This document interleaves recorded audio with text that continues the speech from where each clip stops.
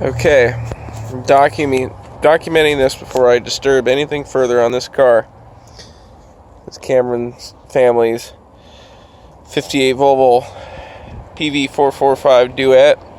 Now I have sprayed the car down with WD to kind of keep it from getting any worse rust-wise. It gives it the darker appearance. Some of you rat rod fanatics are probably loving the look of this thing. Anyway, I'll walk you around this car and show you what it is before we disturb anything on it mechanically. Take a wrench to it. Now look at this lock right here. See that there? That's a melted lock tumbler. It just kind of oozed out the bottom of it from the heat. Look in the back. These are the original rims that were on the car when we picked it up. Somehow the trim ring survived.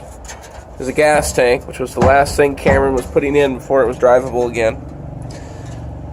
And the small collection of hardware and miscellaneous parts that were left in the back of it, ruined. This is what it looks like. But keep in mind, there's not much on this thing that isn't warped. The complete physical restoration is a monumental task on this. So what we think we're going to do, we're going to take the body off the chassis, convert, treat, and save the rust on the interior and floors because it's solid. Preserve the exterior appearance. Make the doors open and close again, and restore the chassis and engine and transmission and make it function again. And keep this as a tribute to Paradise. Look at the headlights. This was the side of the car that faced the house, by the way. The reason the camber's off like that is because the literal link pin is molded in a C shape from the heat. There's the passenger side headlight. Look at that. It's glass. Take you up inside in the driver's compartment.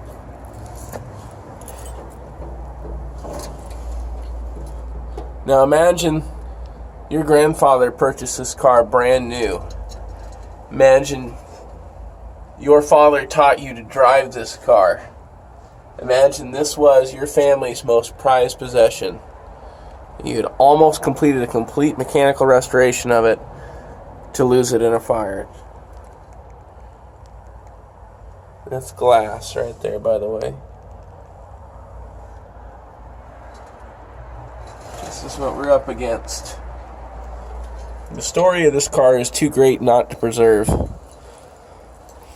This is a monumental task, and anybody else is probably just a piece of scrap metal, but we see a lot more than scrap metal here. We see a story, we see a love, we see a family's history.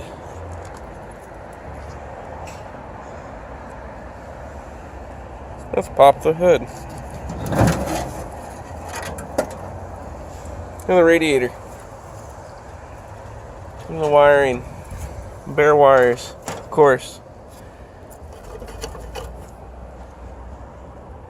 The original coil, the original B16. Now the block's intact, but look at that. Look at that. That right there,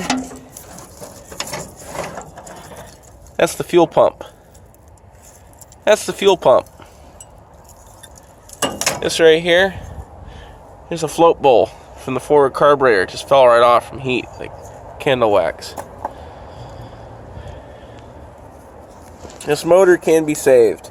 You're going to have to pull it out and completely rebuild it, but it can be saved, and we're going to do it. Why? I don't know. Maybe we're crazy.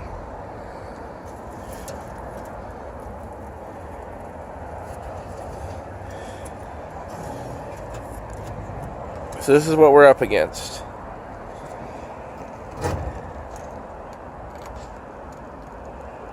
Get everything cleaned out of it. All the debris. Take the body off the chassis.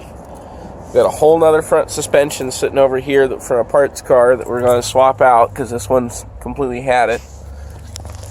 There's no spring left. I've got a piece of a floor jack we shoved in there to keep the control arm up just barely so it'd sort of roll.